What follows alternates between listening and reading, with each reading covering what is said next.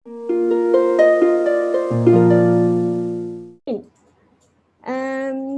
you introduce yourself? My name is Navin Sivabalan. I live in Ampang, and this is my fourth sem. Okay. Yeah, I'm 1 week late actually. I had some module issues. Okay. Yeah.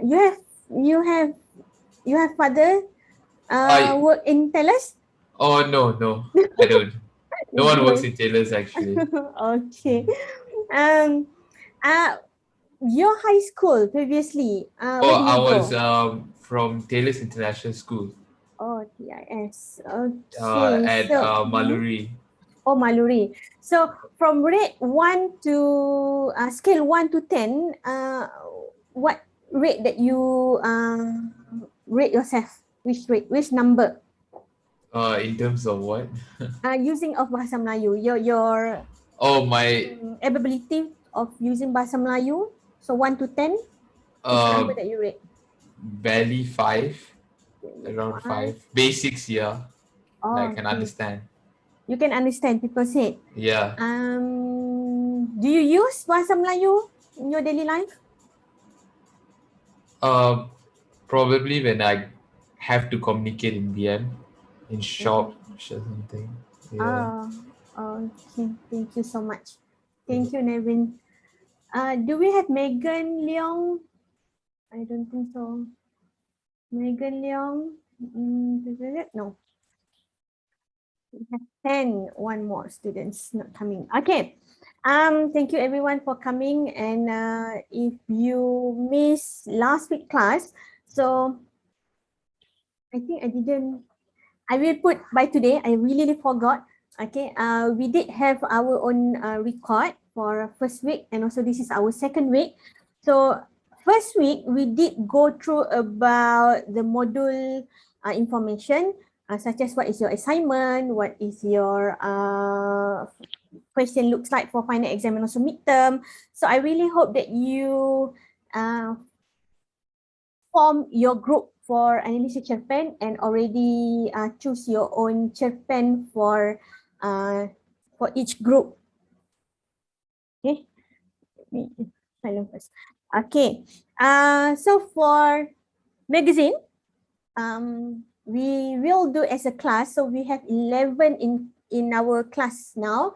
So I think we have more than enough to come up with one magazine. The theme is kesihatan mental.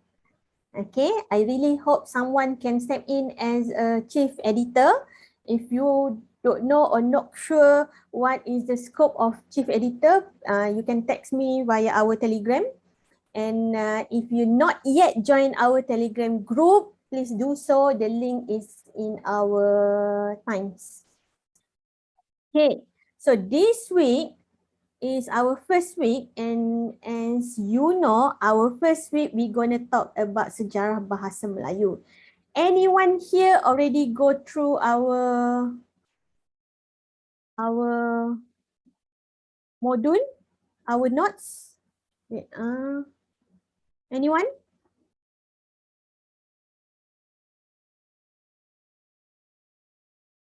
Have you tried to go in and watch the video, read the notes?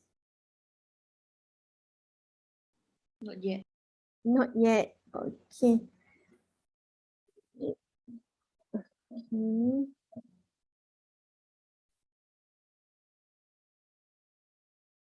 Forgot to clean all this. Never mind. Okay. So I will share my screen.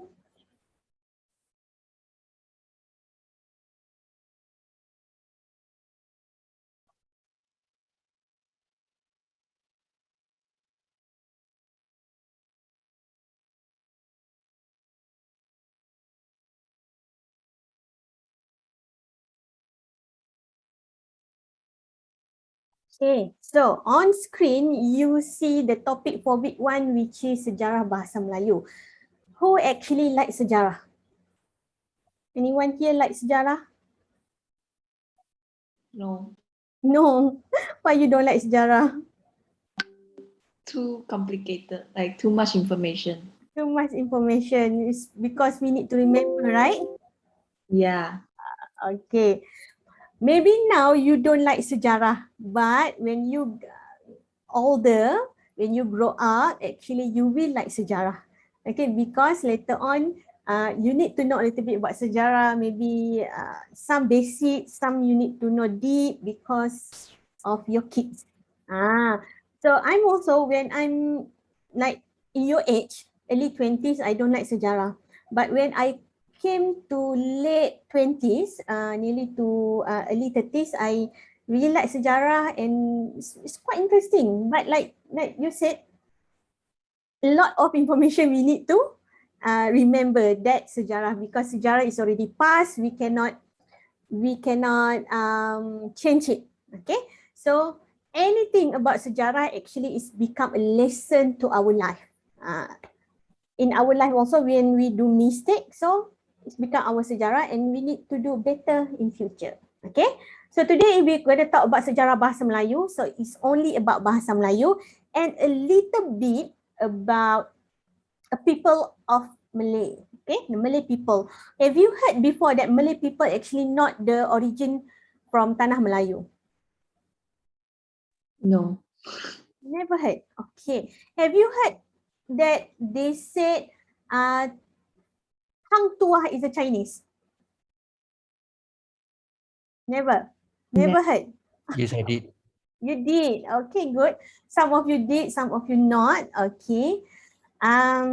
So today we're going to learn about a few theory how people came from another country to Tanah Melayu. Okay, before that, this is the MLO. So at the end of this module, you will get MLO 1 and also MLO 2, because we will learn about a few system of written system, and also about the Bahasa Melayu, the type of Bahasa Melayu. Okay, so as introduction, I would like to know, when is Tanah Melayu started? The Malay archipelago started. Do you know? Any guess?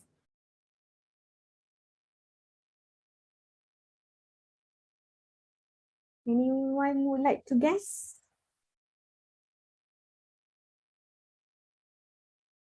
Or at least when Melaka start? When Melaka started to exist in our map? No, I didn't know. I know nothing from it. You know nothing from that. You learn Pengajar Malaysia, right? Yes, I did, but it was when I was so young. Then totally forgot Forgot it. already. Okay. So, Melaka Kingdom actually started in 15th centuries. Okay, it's not like 15 when it come glory lah. Okay, it's like 13th centuries. So when this really started in 13th century, but before that, we already have the Malay archipelago, because the Malay archipelago, Tanah Melayu, actually not only in Malaysia, okay, but also in Indonesia, Brunei, then what else we have? Singapore, and Singapura bahasa Melayu, Malaysia. Okay, sebelum ni Malaysia pun terbahagi kepada dua, right? We have Federation of Malaya and also Borneo. So all these we known as Nusantara. Okay, so in early century, actually we known as Nusantara country, which is every state here have their own small kingdom, really a small kingdom, only have their own king and also queen who actually apa orang kata, apa dalam ayat Melayu pun dah lupa. Ada orang memerintah, okay, memerintah kerajaan mereka sendiri.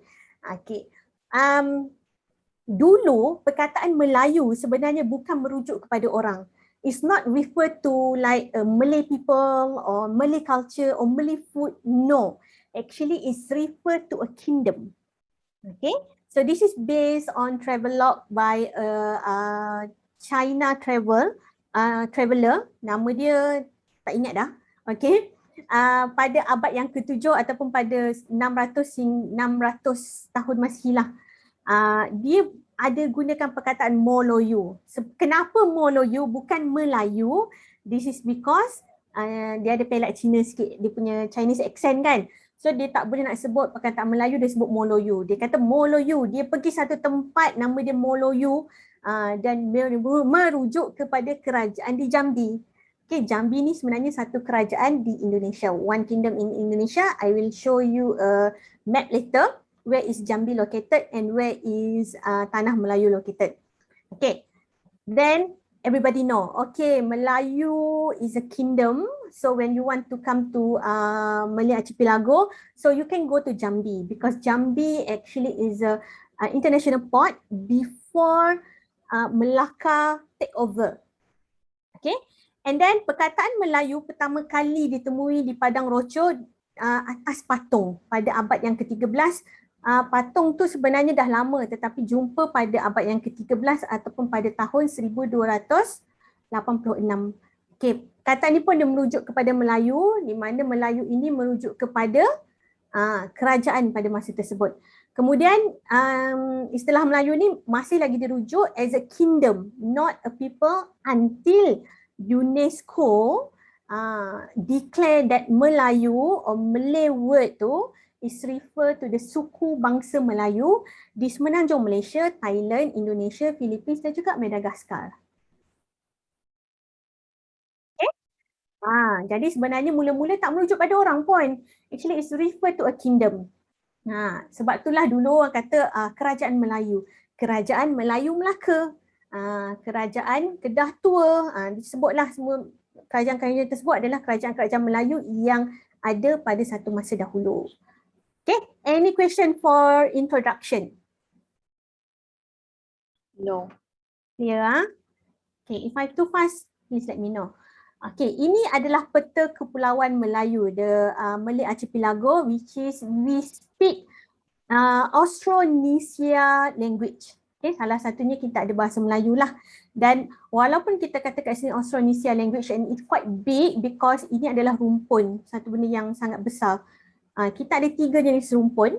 Nanti saya bagi tahu apa rumpun-rumpunnya dan bahasa Austronesia ini adalah rumpun yang dituturkan dan bahasa Melayu dijadikan sebagai bahasa lingua franca because everybody or traders actually they need or they will learn bahasa Melayu when they want to trade in the Malay Archipelago. Diorang sini kan pergi naik kapal pada masa tersebut dan ada juga yang boleh jalan kaki. Terutamanya kalau di kawasan sini boleh jalan kaki. Kenapa boleh jalan kaki? Because in all peta kita akan nampak ada satu tempat nama dia Pentas Sunda. Bukan tempat lah, dia macam daratan. It's actually like a land. Okay, before kita tahu bahawa berlakunya zaman ais, kan? Zaman ais tu maksudnya zaman bila ais berlaku dan ais tu cair dan paras air meningkat. Bila paras air meningkat, jadinya ada banyak tempat yang daratan yang telah dipenuhi air dan banjir lah dan tak boleh diduduki dan sekarang pentas Sunda itu telah hilang. Sebenarnya dia ada bawah laut. Itulah perubahan yang berlaku. Seperti kita tahu sekarang disebabkan oleh global warming, paras air pun semakin meningkat kan. And if you go to Google, YouTube, you did know that a few small country actually already vanished because of the paras air yang naik ni. Okay. Jadi ini adalah tempat di mana kita mengucapkan atau menuturkan lingua franca, iaitu menggunakan salah satunya bahasa Melayu. Okay. Taklah kata seperti apa yang kita cakap sekarang. I don't say that I say makan, you also say makan. No. But in a sentence, some of the word we still recognize and also understand. Contohnya macam bahasa Melayu dengan bahasa Tagalog. Bahasa Melayu dan bahasa Tagalog under the same rumpun ataupun family lah. Sebab ada perkataan yang kita masih faham daripada bahasa Tagalog. Bahasa Tagalog adalah bahasa yang dituturkan di Filipina. Okey. Kita pergi kepada asal usul bangsa Melayu. Kita tengok sekali, keep in your mind peta ni Okey. Sebab asal usul bangsa Melayu kita ada dua jenis, iaitu satu yang datang dari Borneo belah sini dan satu lagi yang dikatakan datang dari Yunan, iaitu di kawasan utara Taiwan.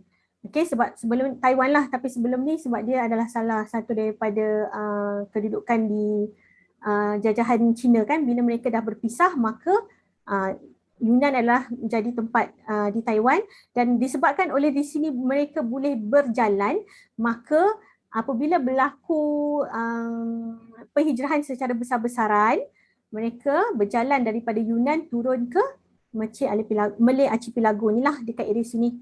Kita ada Indonesia, kita ada Brunei, kita ada Singapura dan juga Malaysia. Ada dua jenis gelombang yang datang dari Yunan. Yang pertama, kita ada gelombang Melayu Proto 2,500 tahun sebelum Masihi. Sebelum Masihi tau. Sekarang ni kan kosong Masihi. Sekarang kita dah ada 2022 Masihi. Ini 2,500 sebelum Masihi. Jadinya kalau ikut sini mungkin lebih kurang dah 5,000 tahun lah.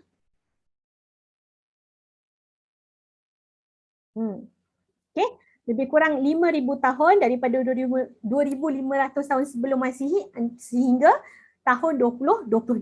So dah 5,000 tahun dah sebenarnya penghijrahan ini berlaku, di mana mereka ini datang daripada utara Taiwan, pada masa itu China, datang dan kemudian mereka berpindah ke Mesir Archipelago disebabkan oleh banyaklah faktor, contohnya faktor kerajaan, kemudian faktor pemakanan. Mereka bila datang sini mereka duduk di kuala-kuala sungai, okay, dan juga pantai. Gelombang kedua datang 1,500 tahun sebelum Masihi, so dekat sini sampai sekarang. So lebih kurang 4,000 tahun sebelum Masihi. Okay. Ini adalah Melayu sekarang. Dan ini adalah orang asal. Ataupun kita panggil sebagai orang asli. Dua jenis. Melayu Proto ialah orang asal, manakala Melayu Dutro ialah orang Melayu yang macam saya dan juga suku sakat saya. Okay. Itu adalah dua jenis orang Melayu yang datang ke tanah Melayu. Jadi kalau ada teori mengatakan Melayu tu bukan origin from this land, betul jugalah, sebab the original people is original people, orang asli. Okay. Dan Melayu Dutro ni dia pandai sikit kerana dia already know how to make a ship, dia already know how to do agro planning. Okay. Jadinya mereka banyak duduk di kawasan pantai dan juga di tanah lembah. Banyak kat kawasan sungai-sungai, dan mereka biasanya hidup menetap. Kalau orang asli ni biasanya dia akan hidup di kuala-kuala sungai, jadinya dia akan berpindah randah dari satu tempat ke satu tempat apabila makanan sudah hampir habis. Sebab they don't know how to grow a plant. Okay. Kemudian kita ada datang dari Borneo, iaitu Borneo ni kat mana? Where is Borneo located?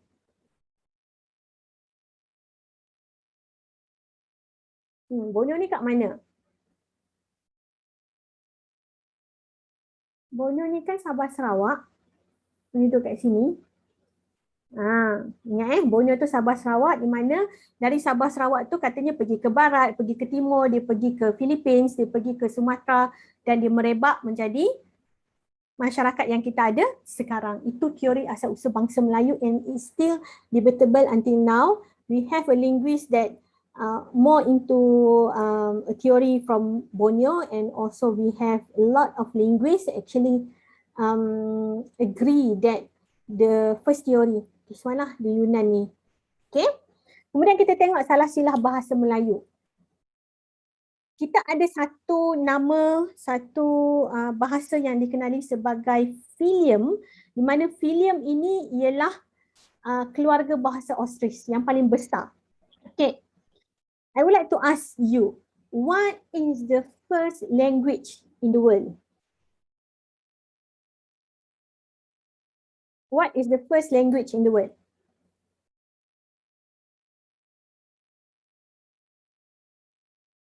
First language in the world. No idea. Huh? I No don't know. idea. Idea. No idea. Okay. Anyone else? You can put in the chat. Miss, is it Latin? Latin? No. No? Okay. Is it English? English actually derived from Latin. So debatable, they say Hebrew, Sanskrit no. They say Hebrew or Arab, okay, Arabic. So dua, tapi saya rasa lebih kepada Hebrew.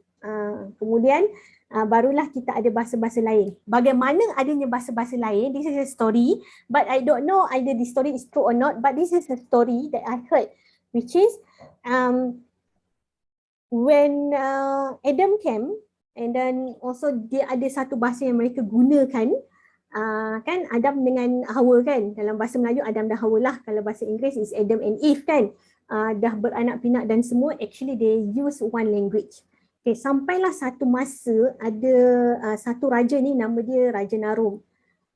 Raja Narum ni dia bukan beragama Islam, tetapi dia nak cuba untuk defeat God, okay, Allah, nak defeat Allah lah. Sebab pada masa tu pun mereka dah ada, Islam pun tak adalah secara meluas, dan mereka pun ada agama-agama lain seperti Yahudi, mereka ada agama Nasrani, mereka ada agama-agama lain, okay. Dan Raja Narum ini sebenarnya nak bina satu piramid. Tahu kan piramid? Piramid ni is very important for the Egypt kingdom. Jadi dia kata dia nak bina satu piramid yang sangat besar supaya dia dapat defeat God. Okay. Dan dia suruhlah orang-orang ni, rakyat-rakyat dia buat construct all the pyramid apa semua. Okay. Last sekali when the pyramid dah nak siap, the next day people of Narum kingdom ni boleh tak boleh memahami antara satu sama lain, cannot understand each other. Kenapa? Sebab sebelum ni mereka bercakap dalam bahasa yang sama, tetapi disebabkan oleh kuasa Tuhan, keesokan hari everybody speak a different language and they cannot understand each other. So because they cannot understand each other, so they cannot actually work in the same place. So that's why piramid Raja Narum ini tidak dapat dibina, tidak dapat disempurnakan, dah dibina tapi tak dapat disempurnakan, cannot be completed in a perfect shape. Kemudian everybody actually start to move on, okay, move out from the kingdom, move on dengan hidup mereka sebab they cannot speak, then they cannot understand to each other. So dari situlah bermulanya ke bahasa-bahasa yang berbeza. Okay, dikatakan, I'm not sure how true is that, tapi itu yang saya dengar. Okay, sebab kalau kita fikir pun, kalau dah dari bahasa pertama adalah bahasa Hebrew, contohnya kita ambil bahasa Yahudi kan, bahasa Hebrew, lepas tu bila semua sekali menggunakan bahasa yang sama, dan bila kita ada bahasa Mandarin, bila kita ada bahasa Sanskrit, okay, so di sinilah dikatakan puncanya bahasa-bahasa yang berbeza ada di atas dunia. Dan sekarang ni sangat banyak bahasa, we have different languages, and this is the family tree that we define based on the characteristic of the language. Okay, contohnya di bawah filem kita ada rumpun. Okay, rumpun ni dalam bahasa Inggeris saya tak tahu nak sebut apalah. So rumpun ni kita ada 3 jenis, iaitu Austroasia, Tibet Cina dan juga Austronesia. Untuk bahasa Melayu kita ada dalam keluarga ni. Keluarga Austroasia adalah keluarga bahasa macam Mah Khmer, bahasa India, bahasa Tamil, bahasa Hindi, bahasa Sanskrit, bahasa apa lagi?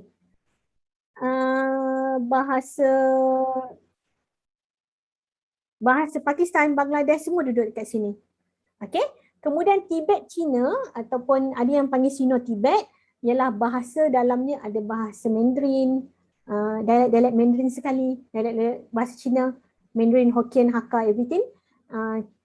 Kemudian kita ada Burma, kita ada bahasa Siam, Thailand, kita ada bahasa Korea, kita ada bahasa Jepun, semua duduk di dalam bahagian Sino-Tibet ataupun Tibet-Cina.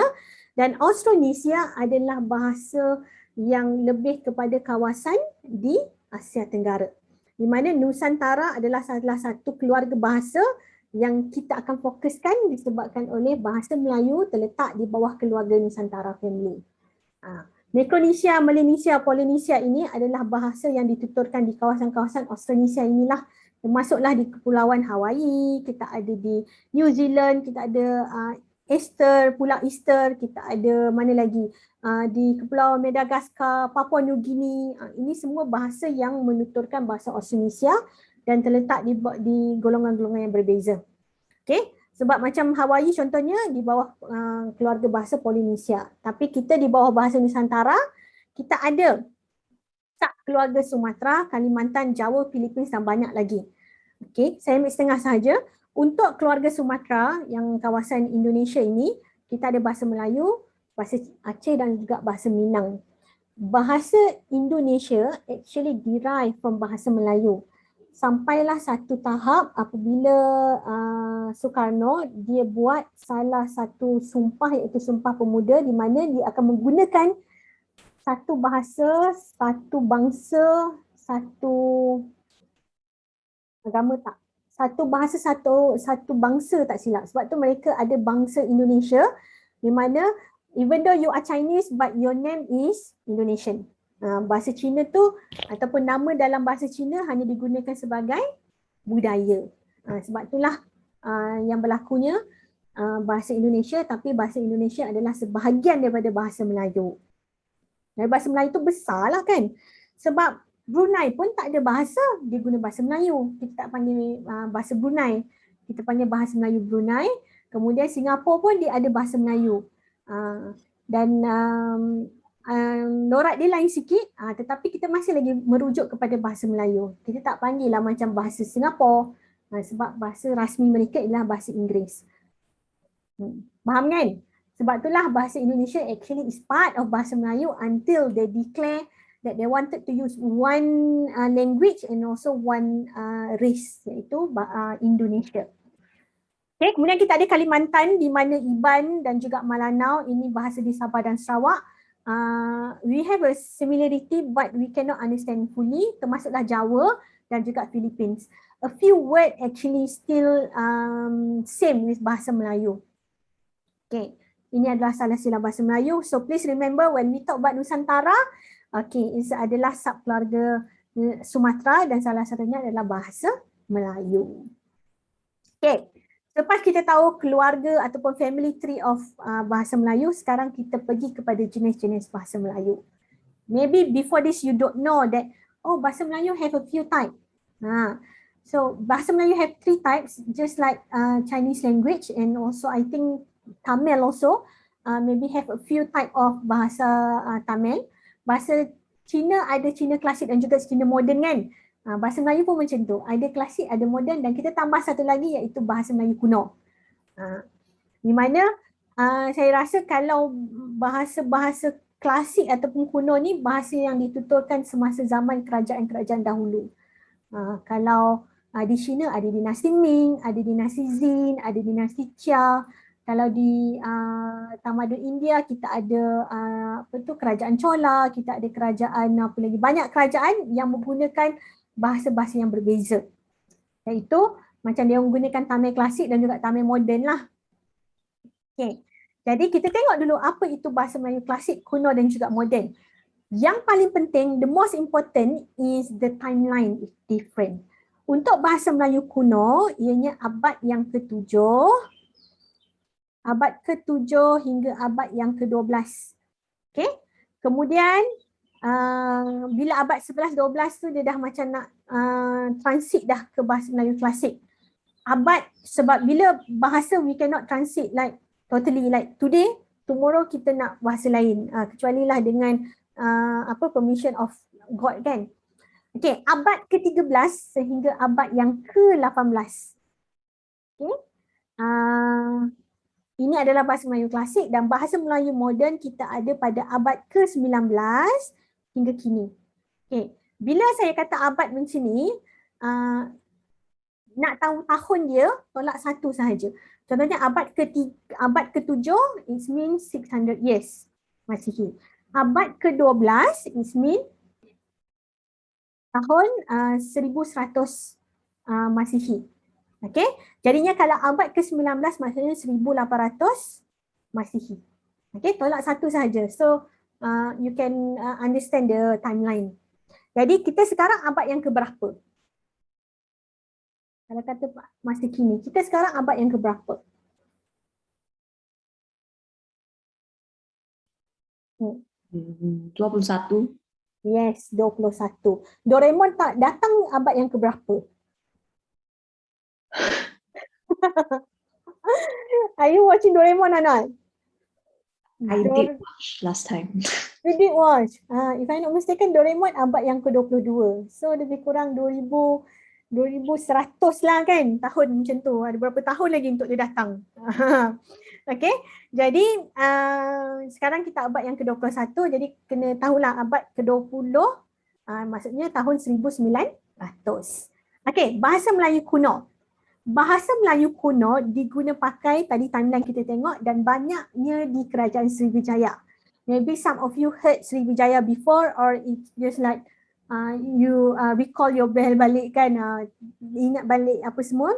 Okay, Kerajaan Sriwijaya tak terletak di Malaysia tetapi terletak di Indonesia. Ini kawasan Indonesia.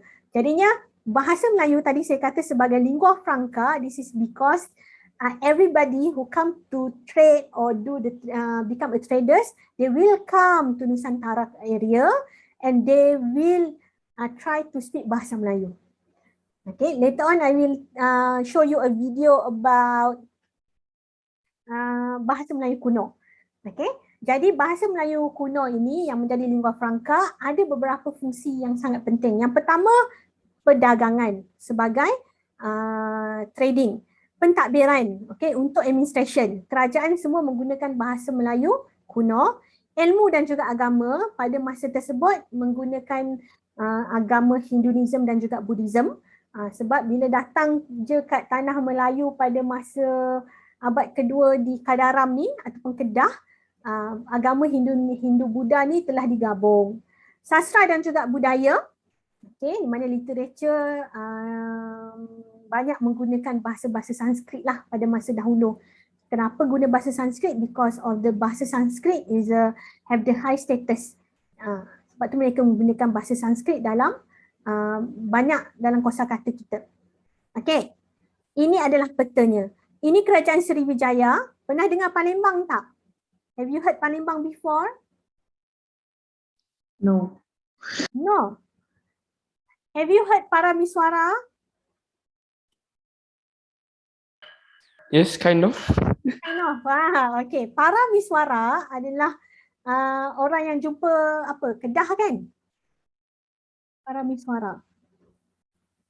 Saya rasa jumpa Kedah sebab kat sini ada Kedah, Nangkasuka, Kelantan, Terengganu, Pahang. Betul tak? Paramiswara jumpa Kedah.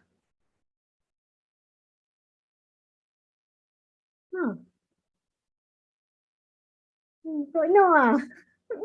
Okay.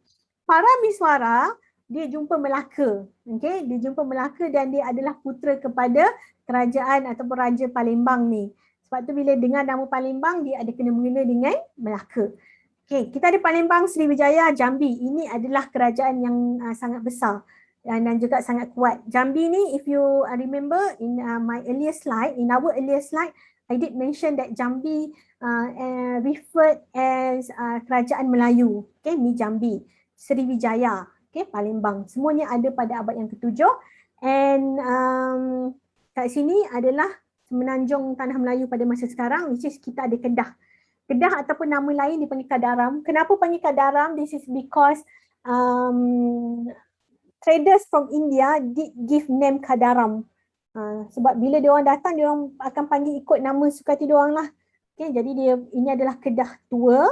Kemudian kita ada Langkasuka. Langkasuka kita masih ada lagi sekarang. But we known as another name. Apakah nama untuk Langkasuka pada masa kini?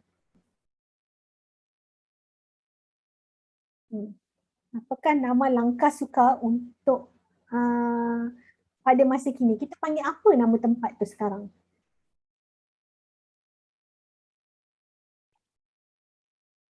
Dulu kita panggil langkah suka, sekarang kita panggil langkah apa?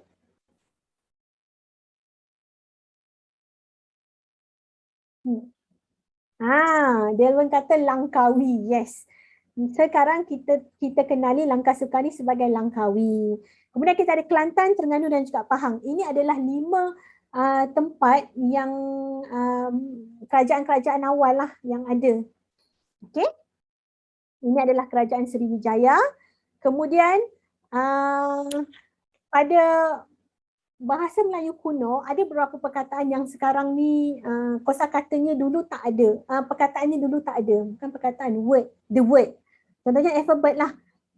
Dia tak ada B pada masa dahulu. Sekarang dia ada sebab dia ada very limited. Macam vokal dia ada ni saja. Ada 3. Sekarang kita ada A, E, I, O, U. Kita ada 5. Dulu ada 3. Sekarang ada 5. Jadinya perkataan seperti bulan, sekarang kita kenali sebagai bulan, diorang panggil bulan. Okey, ini adalah perkataan yang dijumpai dalam batu bersurat talang tua. Batu bersurat talang tua is one of the proof of bahasa Melayu kuno that they've been found in Jambi. Okey, Indonesia. Jadi ini adalah perkataan-perkataan yang kita guna pada masa sekarang dan ini adalah padanannya dalam bahasa Melayu kuno. Ni perbuat, diperbuat. Ni tanam, ditanam. Dengan, dengan. Warna, kita ada buahnya. Tatapi, kita ada tetapi. Haur, kita ada aur. Jadi ini adalah bahasa Melayu kuno dan ini adalah bahasa Melayu moden sekarang. Okay. Banyak lagi perkataan lain yang ada, ni sebahagian lah yang senang untuk kita ingat. Kemudian bahasa Melayu kuno dari segi tulisan kita ada 4 jenis. Kita ada rencong, kita ada kawi, palava dan juga nagiri. Cuma yang 3 ini banyak digunakan pada abad yang ke-7 dan nagiri ini digunakan pada abad yang ke-9. Sebab kena ingat, bahasa Melayu kuno di abad ke-7 hingga abad yang ke-12. Jadi, macam mana bentuknya kita tengok. Untuk rencong ini adalah bahasa ataupun sistem tulisan rencong, di mana sistem tulisan rencong dia lebih kepada suku kata. Okay, suku kata. Jadi bila dia nak buat perkataan, kena ingatlah nak sebut perkataan saya. Ya, kena tulis.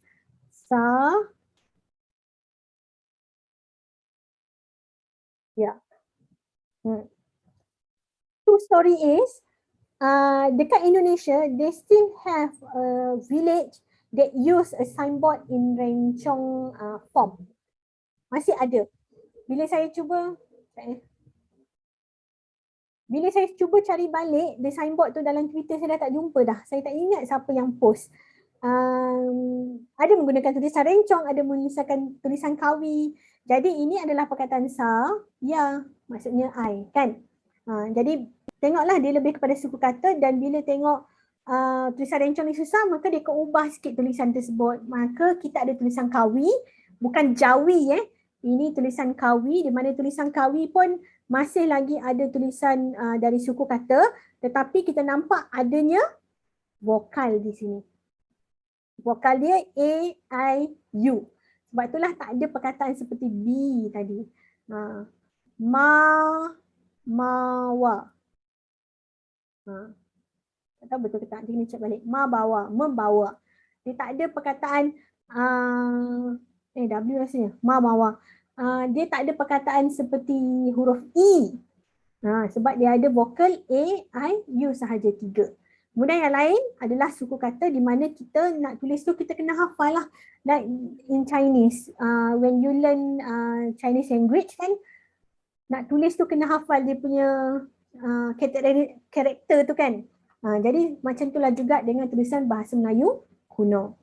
Kemudian kita ada tulisan palava, paling banyak digunakan untuk penulisan batu bersurat. Yang proof kita tengok tadi tu, ada 4 jenis batu bersurat menggunakan tulisan palava. masih lagi menggunakan jenis sistem suku kata instead of alphabet. Jadi kena ingatlah macam mana nak tulis dia. Kena hafal. Tapi bila kita dah selalu tulis, I think it should be easy kan. Kemudian yang terakhir kita ada Nagiri, di mana tulisan Nagiri ni memang agak berlainan dengan tulisan Kawi dan juga Pallava. Mana tulisan Nagiri ni digunakan pada abad yang ke-9. Jadi banyaklah sistem tulisan yang digunakan untuk abad yang ke-7 ikut negeri-negeri ataupun kerajaan mana nak gunakan tulisan tersebut. If you are from mana tadi, Jambi, nak guna tulisan Pallava. Mungkin dari Palembang nak gunakan tulisan Rencong, so dia lain. Tapi di Indonesia memang adalah signboard tu. Okay, kemudian dari ciri imbuhan. Mereka ada imbuhan, tapi imbuhan mereka tak banyak macam kita ada sekarang. We have quite a number of imbuhan untuk membezakan kata kerja awalan, akhiran, sisipan dan juga akhiran. Tetapi untuk bahasa Melayu kuno masih lagi terhad. Ini adalah beberapa yang saya letak di sini seperti imbuhan ma untuk mem berfungsi sebagai kata kerja aktif transitif. Mar sekarang jadi ber untuk kata kerja, imbuhan kata kerja aktif tak transitif. Beza dia sebab sekarang kita banyak menggunakan ayat aktif. More to the active sentence. Kita tak pakai ayat pasif. Kalau ayat pasif ni kita ada banyak perkataan seperti di. Okay.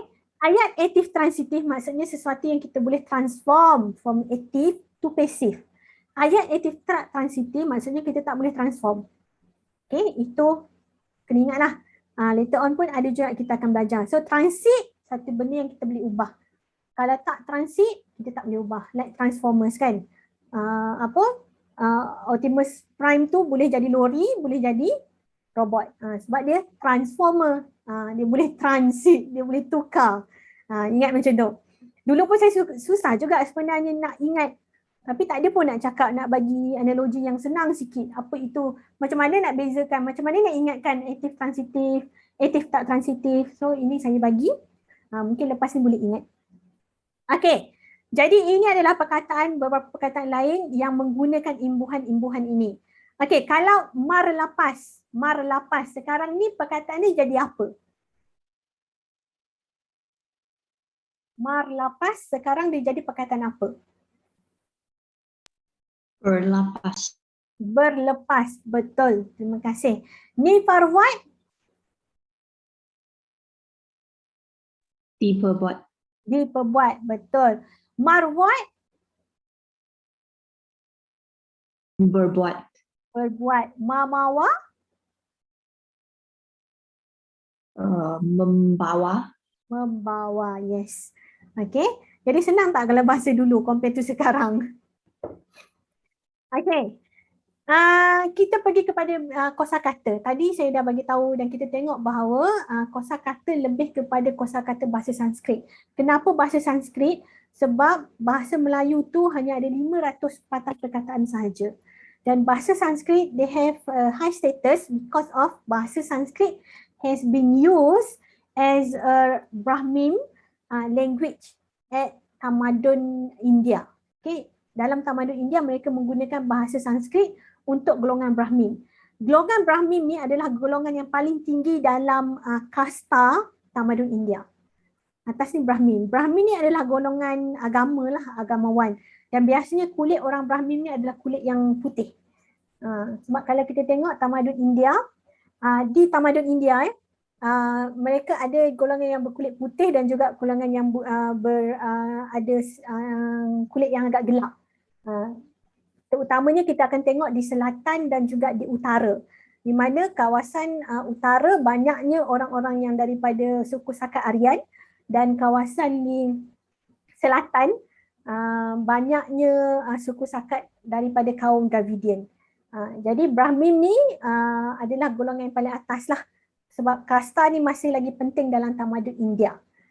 Kalau dalam tamadun Melayu, kasta ni pun sebenarnya ada peringkat macam ni pun ada, di mana kita tengok Sultan paling atas because when we have the Malay Kingdom, Sultan is everything. If Sultan word, they will accept it as a apa macam final word lah macam tu. Itu sultan pada masa kerajaan Melayu Melaka. Sebab itulah dalam kerajaan Melayu sultan tu sangat penting kerana siapa-siapa pun tak akan ingkar or they will not say bad about the sultan. If they say bad about the sultan, macam sekarang ni kan ada yang sometimes they insult sultan. And bila sultan tu tahu and then they will macam marah ke apa disebabkan oleh kesultanan. Kesultanan tu sangat penting untuk kerajaan Melayu. Okay, kemudian kita juga banyak hubungan atau relationship between penutur bahasa Melayu kuno dan juga bahasa Melayu Sanskrit disebabkan oleh ramai penutur bahasa Melayu kuno ni belajar agama, belajar literature daripada penutur bahasa Sanskrit yang datang sebagai traders. Sebab itulah suku kata, kosakata dalam kerajaan Melayu ataupun dalam bahasa Melayu banyak menggunakan bahasa Sanskrit. Okey. Bahan bukti. Sorry. Bahan bukti untuk bahasa Melayu kuno. Kita ada 4 jenis untuk abad yang ke-7, semua abad yang ke-7 di mana kita menggunakan tulisan Pallawa dan ada 4 jenis yang jumpa di Kedukan Bukit, Talang Tua, Kota Kapur dan juga Karang Berahi. Batu bersurat ini dinamakan based on the place that they found. Ini adalah pada abad yang ke-7 dan satu sahaja batu bersurat pada abad yang ke-9 menggunakan tulisan Nagiri pada bukan abad ke-7. Abad ke-9 lah tadi. Abad ke-9 menggunakan tulisan Nagiri iaitu batu bersurat Gandasuli. Okey. Ini adalah contoh bahasa Melayu kuno. Ini adalah batu bersuratnya. Tengok tulisan. Tak ada di tanah Melayu tetapi ada di Indonesia. Tak ada di Malaysia lah. Talang Tua agak besar. Kemudian kita ada Karang Kota Kapur agak tinggi. Tapi semua menggunakan tulisan Pallawa. Dan ini adalah Karang Berahi nampak macam batu nisan sikit. Dan saya tak ada gambar untuk batu bersurat Gandasuli yang menggunakan tulisan Nagiri. Okey. Dan 5 batu bersurat ini adalah sangat penting untuk anda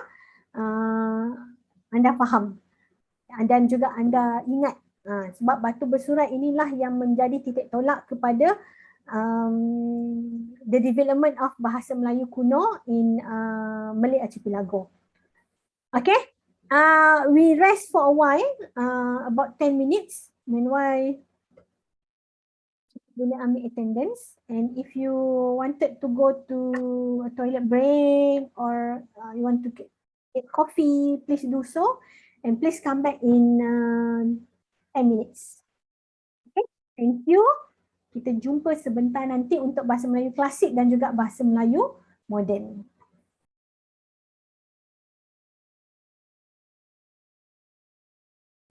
Okey, boleh kita mula? Ya. Okey, saya nak share video yang saya cakap tadi. You boleh dengarlah bahasa Melayu kuno yang dituturkan dan cuba tengok beberapa perkataan yang mungkin anda boleh faham dalam video ini. Swasti Sri Saka Varsatita 605 Ekadasi Sukla Paksa Wulan Vaisaka Dapunta Hyang Nayik di Samwau Mangalap Sidayatra di Saptami Sukla Paksa Wulan Jesta Dapunta Hyang Marlapas dari Minangatamwan Mamawa yang pala 2 laksa dengan kosa 200 cara di Samwau dengan jalan 1312 banyaknya datang di Matajab sukacita di Pancami Sukla Paksa Wulan lagu mudita datang Marwat Wanua Sri Wijaya Jaya Sidayatra Supiksa Nitya Kala.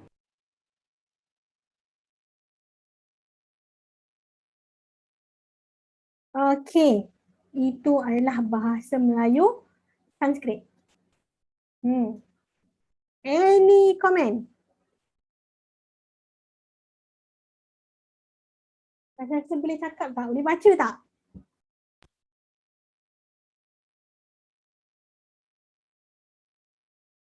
Label kan?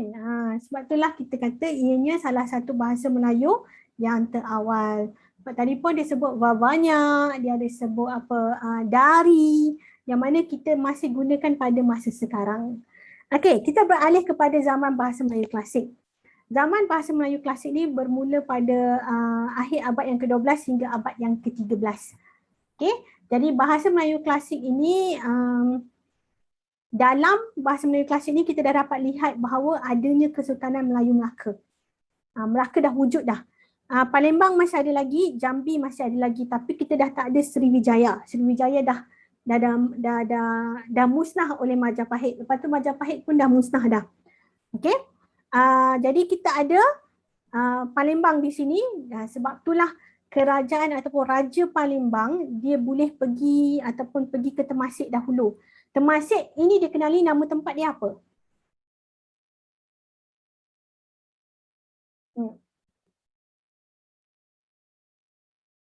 Apakah Temasek ini?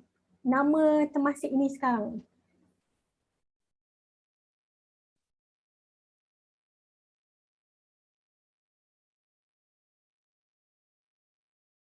Temasek ni tengok kecil je kat sini. Ini Melaka. Okey, ini Melaka, sini ujung tanah. Di mana ujung tanah ini adalah Johor. Jadi Temasek ni apa? Singapore. Yes, Temasek is Singapore. Jadi putera Palembang ni dia lari dari Palembang, dia pergi Temasek. Temasek ni Singapore lah. Okay. Lepas tu dia duduk kat Temasek ni and then he been accused kill the king brother. Kemudian dari Temasek ni dia lari pergi Melaka. Dari Melaka itulah sebenarnya dah ada orang duduk kat Melaka, but the orang asal of Melaka lah, indigenous people of Melaka dah ada kat situ, but they don't know the name of Melaka until Paramiswara came and he named the kingdom as Melaka because of apa dia? Because of what? Dia dapat nama Melaka tu. Mana dia dapat nama Melaka tu?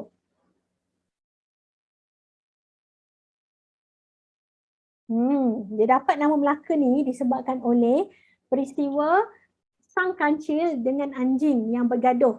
Siapa yang menang agaknya? Sang kancil dengan anjing bergaduh. Sang kancil. Sang kancil yang menang. Okey, sang kancil yang menang dan Paramiswara sebenarnya dia duduk di bawah pokok Melaka. Jadi dinamakan nama tempat tersebut Melaka. Tapi Melaka sekarang kita dah tak ada sultan sebab sultan dia lari pergi Johor pada 1511. Okey, kita ada Selangor. Tempat kita sekarang, Selangor ada. Perak, kerajaan baru. Penang, Pulau Pinang. Kita ada Kedah. Okey, masih lagi kita ada Kedah. Kemudian kita ada Langkawi, nama dah tukar. Kita ada Kelantan, Terengganu dan juga Pahang. So ini adalah kerajaan-kerajaan Melayu yang baharu. Okey? Dan bila we talk about or we discuss about bahasa Melayu klasik, actually is synonym with the influence of Islam that came to Melaka in 13th century.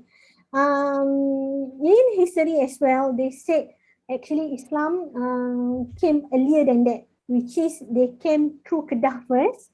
Okay, datang di Kedah, lepas tu barulah ke kerajaan Melayu yang lain. Disebabkan oleh di Kedah ni dikatakan ada penemuan ataupun sebab Kedah ni dah wujud dulu dah. Tapi itu sejarah lah, we don't know which one, so now we just follow what the book say. Dan yang lain tu pengetahuan Okay, dan bahasa Melayu klasik also synonym with Arabic and also Persian word. Okay, bahasa Arab dan juga perkataan dari Arab dan juga Parsi. Tanpa sedar, actually some of the word that you been used, ada perkataan Arab, ada perkataan Parsi dalam bahasa Melayu lah. Okay, di mana kita tengok kosakata masih lagi banyak menggunakan kosakata bahasa Sanskrit. Contohnya kita ada perkataan bahasa Sanskrit yang still we use until now, which is kita ada rupa, our face. Sendi, the joint that we have between the muscle. Okay, lidah, tongue. Okay, masa, our time. Senda, senda ni it's like the gurauan. It's like the someone like POKE macam tu kan. Okay, itu ada senda. Dewasa, adult, udara is the air. Gerhana, gerhana bulan, gerhana matahari. Gula, gergaji, mashkul, edan kasmaran. Okay, ini adalah perkataan yang masih guna pada masa sekarang. Ini digunakan semasa zaman bahasa Melayu klasik. We never use in the essay for the bahasa Melayu modern. Kita ada guna gula, gergaji, dan masih lagi digunakan pada masa sekarang. That is a Sanskrit word. Then why we also have Arabic and also Persian word. I will show you later. Okay, kita ada imbuhan. Tadi kita belajar imbuhan awalan. Dan sekarang kita tengok imbuhan akhiran. Di mana imbuhan akhiran ni duduk dekat bahagian belakang dan ada satu duduk kat bahagian depan. Imbuhan yang ada pada zaman bahasa Melayu klasik ni yang ditambah daripada apa yang ada merujuk kepada manusia ataupun orang. Ini seniman. We refer to a man. We can put seniman, we can have apa lagi yang ada perkataan man kat belakang. Sastrawan. Apa seniman? Saya tak ingat dah. Lepas tu kita ada perkataan wan, angkasawan, sastrawan, wati untuk perempuan, seniwati, lagi apa? Kalau ada perkataan wati tu maksudnya perempuan lah kat belakang, merujuk kepada perempuan. Maha, sesuatu tahap yang paling besar macam maharaja. Lepas pada maharaja tu we cannot have a person more than maharaja. Mahadewa sama. We cannot have more than person than Mahadewa. So jadi ini adalah perkataan yang imbuhan yang kita gunakan untuk merujuk kepada orang. Beside that, we also have tulisan written form, which is we no longer use rencong, kawi, Pallava and also Nagiri, but we use tulisan Jawi. So tulisan Jawi is derived from bahasa Arab, okay, from Arabic, but we did change based on the Malay word. Sebab itulah ada beberapa perkataan that don't have in the Arabic but have in Malay word. Contohnya perkataan nya. Dalam Arabic tak ada, tapi dalam bahasa Melayu ada. Dan biasanya perbezaan, a big difference between Arabic and also Jawi is how we write. Untuk Jawi, kita biasanya guna ejaan perkataan bahasa Melayu. Contohnya macam apa? Kami, ka, alif, mim. Kami. Kami. Tapi dalam bahasa Arab, perkataan jenis lain, ejaan ni macam lain. Jadi ini adalah ejaan daripada bahasa Jawi ataupun tulisan Jawi di mana dieja berdasarkan bahasa Melayu. That's different. Okay, that's different from Arabic. Selain itu kita ada juga pinjaman daripada bahasa Arab dan juga Parsi. We learn from Parsi and also Arabic, which is ada perkataan seperti ilmu. Guna tak perkataan ilmu? Tahu kan? Guna juga perkataan ilmu maklumat. Ilmu pengetahuan contohnya. Ilmu tu tanpa sedar sebenarnya adalah perkataan daripada bahasa Arab.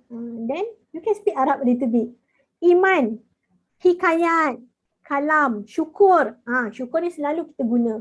We need to grateful, we need to bersyukur. Then tanpa sedar syukur tu sebenarnya bahasa Arab.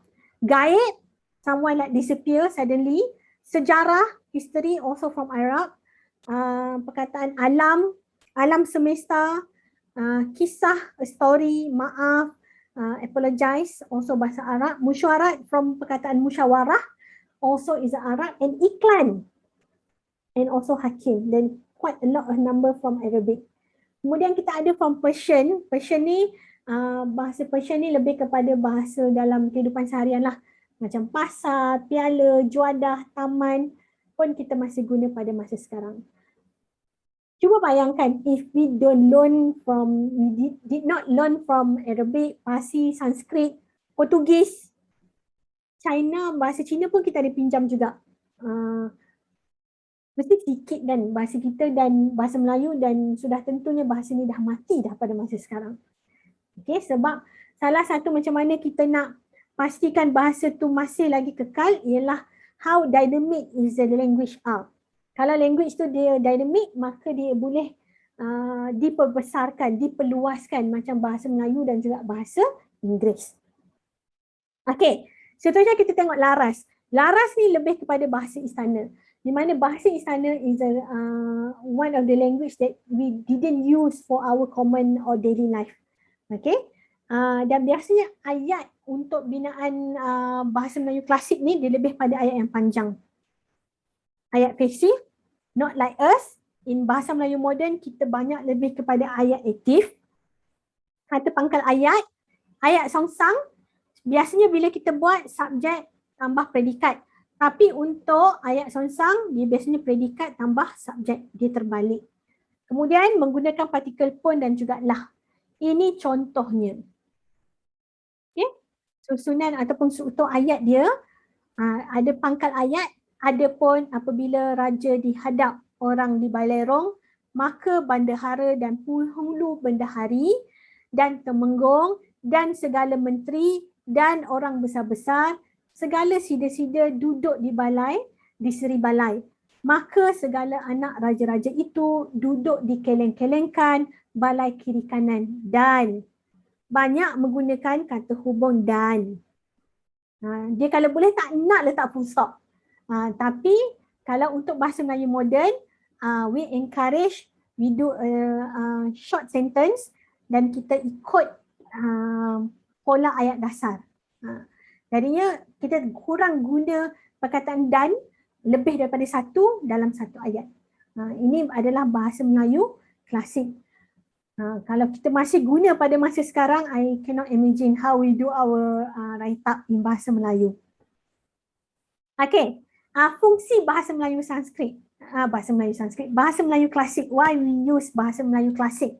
First, because the language is become a lingua franca in a Malay archipelago. Masih lagi digunakan sebagai bahasa Melayu lingua franca. Bahasa lingua franca di Pulau Melayu.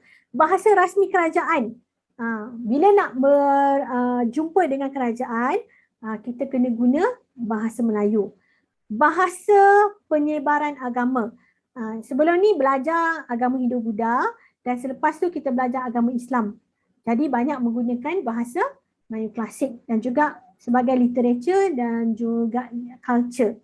Di mana culture pada masa tersebut pun dah bercampur aduk dan ilmu pun dah banyak daripada negara-negara lain dan mereka menggunakan bahasa Melayu untuk menyampaikan, to deliver the knowledge. Okay. Kemudian kita ada bahan bukti. Bahan bukti paling utama dan awak kena ingat satu je. This one. Batu bersurat Sungai Teresat. Tapi di samping tu kita ada juga batu nisan yang ditulis dengan tulisan Niski yang kita tak guna untuk bahasa Melayu klasik. Tapi ada unsur-unsur bahasa Arab sikit. Yang dijumpai di Pasai, Indonesia. Kemudian bahasa batu bersurat Sungai Teresat. Ini adalah salah satu batu bersurat yang ditemui di tanah Melayu, iaitu di Terengganu pada abad yang ke-14. Menggunakan tulisan Jawi dan ada beberapa perkataan Arab dan juga undang-undang Islam, iaitu untuk berzina, adolescent dan juga mencuri, dua benda. Sebab kalau tahu hukum dalam Islam bila mencuri kena potong tangan. Kena tengoklah atas kesalahan macam mana. Itu pun telah ditekankan or they write that on the batu bersurat Sungai Teresat. Kemudian ada batu bersurat Pagar Ruyong dan ditemui di Minangkabau, Indonesia pada abad yang ke-14 dan juga kita ada Mien 7 dan jumpa di Aceh iaitu di Indonesia juga yang mana salah satunya ada menggunakan tulisan bahasa Arab dan yang Pagar Ruyong tu dia menggunakan tulisan bahasa Melayu kuno. Tapi dijumpai semasa zaman bahasa Melayu klasik dan ada beberapa sajak bahasa Sanskrit yang diguna pakai semasa zaman bahasa Melayu klasik. Okey. Ini adalah bukti lain, contohnya dokumen rasmi.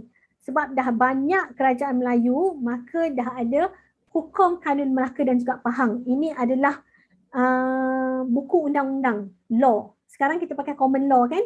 Kita pakai perlembagaan, tapi pada masa dahulu they have their own law books ataupun law system, which is kita tengok ada hukum kanun Melaka dan juga hukum kanun Pahang. Surat-surat daripada pihak istana kepada Sultan Abdul Hayat di Ternate, di mana ditulis dengan bahasa Arab, ditulis dengan tulisan Jawi. Okay, kemudian sastra banyak juga ditulis dengan tulisan Jawi yang telah diterjemahkan kepada tulisan Rumi yang kita ada sekarang. Di mana dalam sastra-sastra ini dia ada cerita tentang bahasa Melayu klasik yang digunakan pada zaman dahulu. Okay, any question before we move to bahasa Melayu moden? No. Okay, clear? Okay, bila kita pergi kepada zaman bahasa Melayu moden, di mana zaman Melayu moden ni bermula pada zaman Abdullah Munshi. Okay, siapa Abdullah Munshi ni? Abdullah Munshi ni adalah orang yang membuat pelayaran di sekitar Tanah Melayu pada masa tersebut. Dan dia catatkan perkataan ataupun bahasa yang dituturkan di setiap negeri-negeri ini. Dan ini dialah yang dikatakan sebenarnya pembuka kepada jalan bahasa Melayu moden pada abad yang ke-19, iaitu lebih kurang pada tahun 1800. Okay. Dan pada zaman ni sebenarnya kita telah dijajah. Kita dijajah oleh Melaka dijajah oleh Portugis pada 1511, and then we have kerajaan apa lagi? Portugis, kemudian kita ada Spanyol, kemudian kita ada Japan, kita ada British, kemudian datang balik British, dan British yang datang pada abad yang ke-19 ni sebenarnya menjadi titik tolak kepada bahasa Melayu moden, sebab kita dah banyak menggunakan bahasa Inggeris dalam perbualan seharian. Sebab siapa nak bekerja bagus, maksudnya kena pergi sekolah Inggeris. Siapa nak belajar pergi luar negara, kena kerja dengan orang Inggeris pada masa tersebut. Jadi bahasa Melayu moden ini kita ada pra-merdeka, pra-merdeka dan juga pasca merdeka. Kita ada dua. Mana sebelum 1957 dan selepas 1957. Okay. Jadi fungsi bahasa Melayu pada masa ini adalah bahasa perantaraan di antara orang-orang di tanah Melayu dan juga orang British. Sebagai bahasa pentadbiran, we still use bahasa Melayu as our official language. Even though now actually we still use bahasa Melayu as a official language. Kesusastraan, literature dan juga bahasa pengantar di pusat pendidikan Islam. Okay. Jadi ciri bahasa Melayu yang paling penting sekali kita tengok di sini bahawa kita masih mengekalkan unsur-unsur pinjaman. Sebab if we throw all the loan word that we use before, our quantity or our amount of the word is very, very limited. Kita ada 500 je original word. So macam mana kita nak survive? So that's why we still use all the word that we learn from bahasa Arab, bahasa Inggeris, bahasa Parsi dan juga bahasa Sanskrit. And the phoneme is now is more because we also learn from bahasa Inggeris. Macam perkataan F, apa lagi? S, Z. Ini adalah perkataan-perkataan yang kita pinjam daripada bahasa Inggeris. Banyak menggunakan bentuk-bentuk aktif instead of passive, dan kita ada menggunakan tulisan Rumi iaitu alphabet macam kita guna sekarang di samping mengekalkan tulisan Jawi. But Jawi now is getting to pupus because of the Malay like me, we cannot write Jawi anymore. We can read but we cannot write. So bahaya jugalah sebab bila bahasa ni dah mati, so we don't have anyone to apa orang kata apa, inherit this written language lagi dah. Okay, kemudian kita ada buat satu conference ataupun satu perjumpaan dengan Indonesia dan juga Brunei, di mana pertemuan ini kita nak selaraskan ejaan dan juga istilah. Kita nak selaraskan the term that we use. But normally bahasa Melayu yang dituturkan di Brunei dan juga Malaysia is similar, but Indonesia no. Contohnya perkataan percuma. Perkataan percuma di Malaysia is, apa maksud dia? Free. Okay, Brunei pun sama, free. Tapi percuma di Indonesia maksudnya something that waste. Useless. Okay, sia-sia. Itu adalah di Indonesia. Jadi maksud dia memang dah lain berbenar.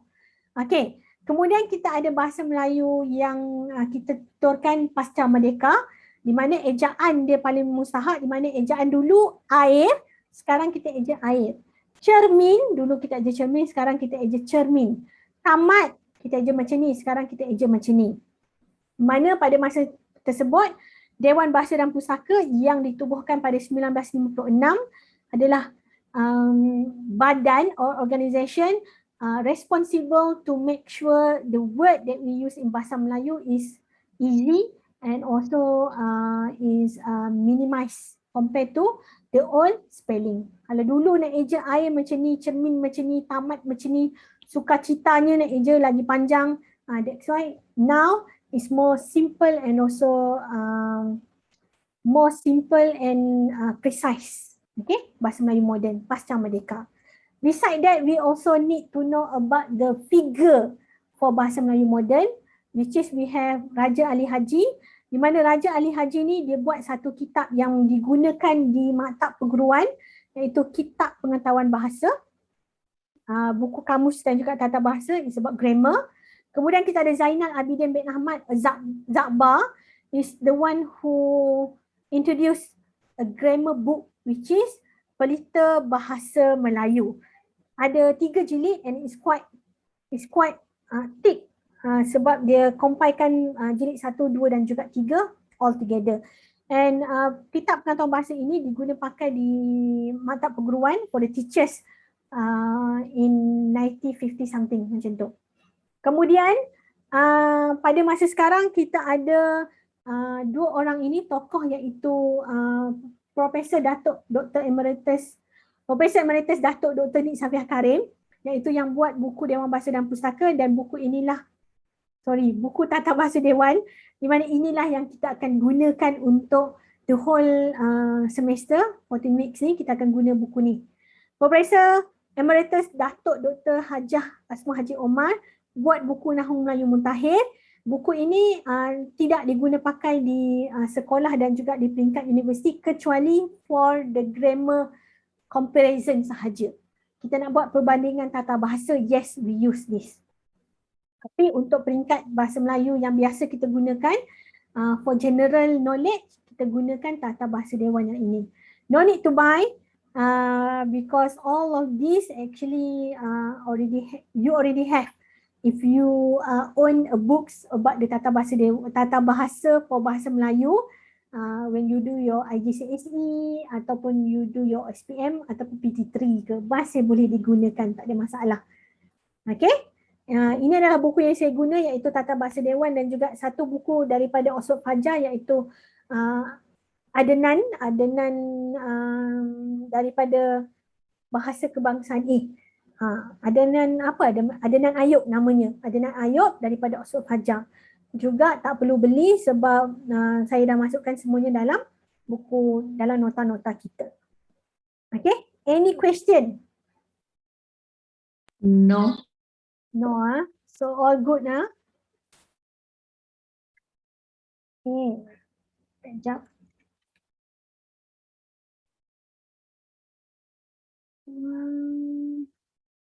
Yang lain semua faham ke? Yang tak reply in class, are you able to understand?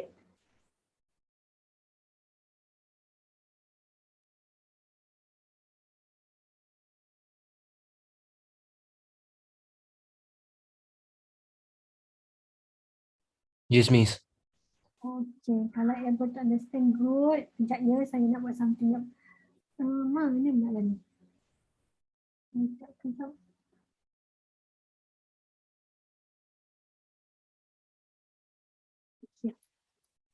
Okay, so sekarang we play, let me answer first, a Kahoot game.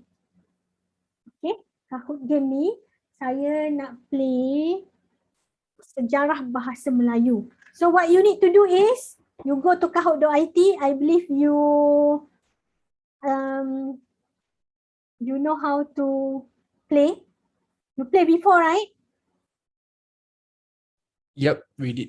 Okay, so go to kahoot.it and then I will share my screen.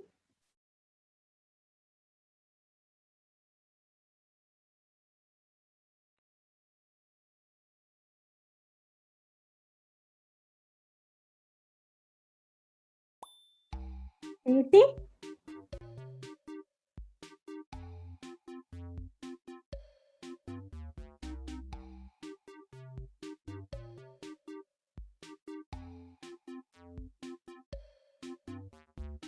Okay, go to kahoot.it. Okay, join at kahoot.it and put the pin code here.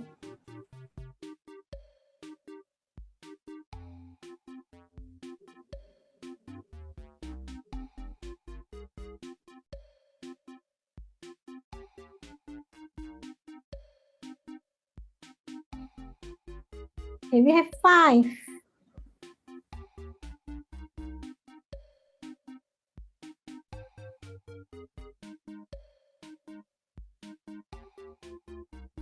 Okay, anyone else? Okay, Jacqueline, Delvin, Mr. Nobody. We have Zing, we have Susu.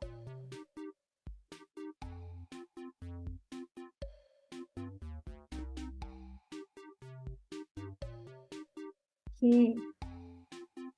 Okay, we have 2 more. Where are you?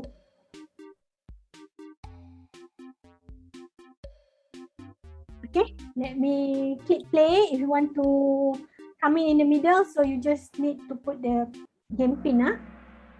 Okay, sejarah bahasa Melayu. 8 question. Soalan pertama ialah,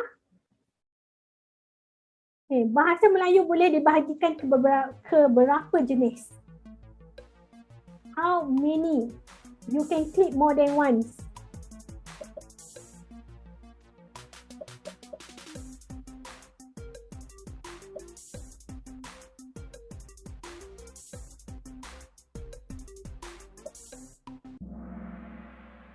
Okay, so kita ada bahasa Melayu kuno, bahasa Melayu klasik dan juga bahasa Melayu moden.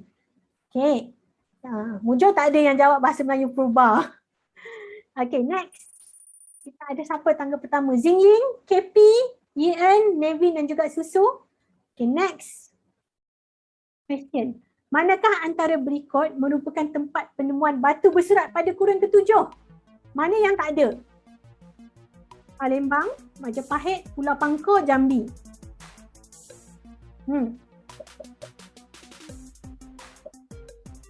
Manakah bukan tempat batu bersurat ditemui?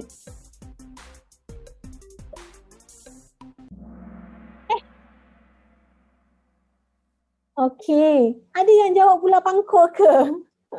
Okey, Pulau Pangkor yang terletak di Perak, kita tak ada ini penemuan lah di situ. Okey, Majapahit, Palembang dan juga Jambi. Diteruskan. Okey, soalan yang ketiga. Bahasa-bahasa ini menepati rumpun bahasa. Bahasa Cina, Burma, Siam. Adakah rumpun bahasa Austris, Austronesia, Austroasia atau Tibet Cina? Kalau silap ni saya tak tahulah. This question you can answer once. Only one answer. Tibet Cina. Kat situ dah ada Cina dah pun. Dah ada bahasa Cina, bahasa Burma, bahasa Siam. So kalau dah bahasa Cina tu sudah tentulah daripada rumpun Tibet Cina. Okay. Next, what we have? Oh, Navin. Okay, firing up. Okay, fourth question. Kumpulan Melayu ini ialah, okay, tengok. Berdasarkan hipotesis tempat asal orang Melayu, terdapat 2 Melayu yang berpindah dari selatan Cina. Kumpulan Melayu ini sampai ke Nusantara 1500 sebelum Masihi. 1,500 tahun sebelum Masihi. Jawa ke, Proto ke, Dutro ke, Minang. The keyword here 1,500 tahun.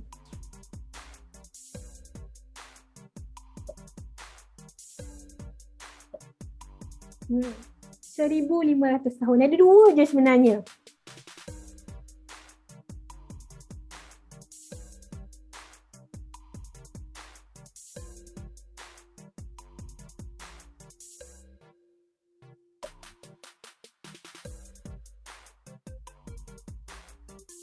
One more.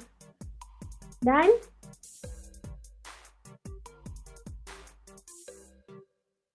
kenapa dekat ni ya? Okay, so jawapan dia adalah Melayu Dutro. Okay, Melayu Minang tak? Kenapa tak Jawa? Tak ada siapa pun jawab Melayu Dutro. Okay, tadi ada dua sahaja, Melayu Proto dan juga Melayu Dutro. Melayu Proto, the one who came 2,500 before Masihi, and Melayu Dutro came to Nusantara 1,500 before Masihi. So how you can differentiate these two Melayu, Proto or Dutro, is the timeline. Dutro 1,500 before Masihi, and Proto to 2,500 before Masihi. Okay, ingat tu. Next, kita ada siapa? Navin, still Navin. Okay, soalan yang kelima. Bahasa Melayu termasuk dalam rumpun bahasa Austronesia. Daripada keluarga bahasa apa? Okay, adalah daripada keluarga, kita ada Austroasia, Melanesia, Polinesia, atau Nusantara. Bahasa Melayu dalam keluarga apa?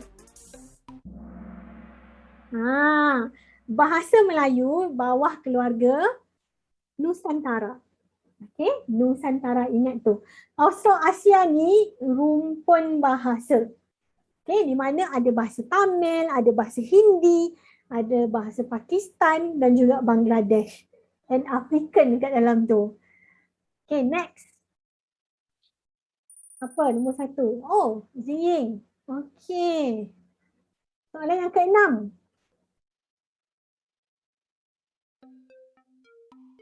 Okay.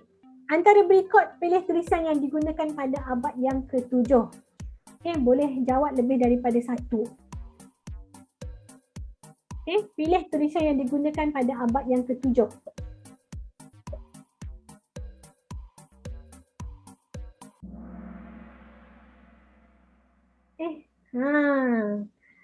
Kawi digunakan pada abad ke-7 tapi dalam ni tak ada kawi. Jawi ada. Jawi pada bahasa Melayu klasik. Nagiri abad yang ke-9. So tulisan yang betul ialah Palava dan juga Rencong. Ada juga yang jawab betul Rencong ini. Okay, terima kasih. Ingat, Jawi bahasa Melayu klasik. Kawi bahasa Melayu kuno. Okay, next. Siapa? Tempat pertama. Still lagi Ziying. Tahniah. Soalan yang ke-7.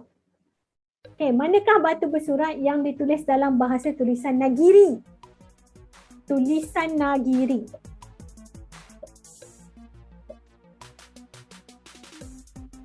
Okay. Biru ke merah ke? Diamond ke segitiga? Jawapan betul adalah ganda suli. Batu bersurat Kota Kapur menggunakan tulisan Palava. And last but not least. Boleh adjust volume. Okay. Ziying, Navin, Jacqueline, Kepi dan juga Susu. Masih lagi. Okay, soalan terakhir. Perkataan Moloyo yang digunakan pada abad yang ke-7 merujuk kepada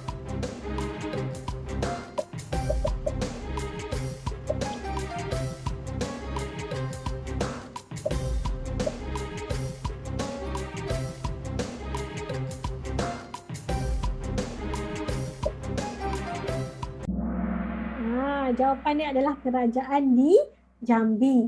Okey, kenapa Melaka ni silap? Sebab Melaka ni tak wujud lagi pada masa tersebut. Okey? Kerajaan di Kota Melaka dan juga bangsa di Melaka. Sebab bukan juga bangsa di Jambi kerana dia merujuk kepada kerajaan bukan orang. Until UNESCO declare the Malay word actually refer to the people who are from Semenanjung Malaysia, Thailand dan beberapa tempat lain. Okay. Kita tengok apa di tempat yang ketiga. Okay. Betul 3 daripada 8, Jacqueline. 4 daripada 8 kita ada Navin. Dan tempat pertama kita ada Okay. Thank you so much. Let me stop first. Okay, thank you so much for playing, and now you know how to remember a few things for bahasa Melayu, sejarah bahasa Melayu. Sebenarnya tak susah pun bila kita ingat keyword lah, tapi maybe because this is the first time that you heard about the history of bahasa Melayu, and for your midterm, this kind of question will come up. Dia akan tanya how many type of bahasa Melayu, siapa itu Melayu Dutro, siapa itu Melayu Proto, dan dia akan tanyalah nanti. Okay? Because for your midterm, it will include topic from week 2 until week 7. Okay. Any question before we go? No. No, Miss. No, miss. No. Okay. Do you learn something? Yes. Okay. Good to know. Okay. Anybody else want to say final word before we dismiss? No, miss. All okay. Okay. So I'm so sorry I forgot to upload the video from last week. So I will upload by this week together with this video. So I hope you enjoy our boring class because today is a history. Okay, I know. Thank you so much for coming and enjoy your weekend for this week. That's all from me. Thank you, everyone. Have Thank a you, nice Miss. day. Thank you, Miss. Thank you, miss. So,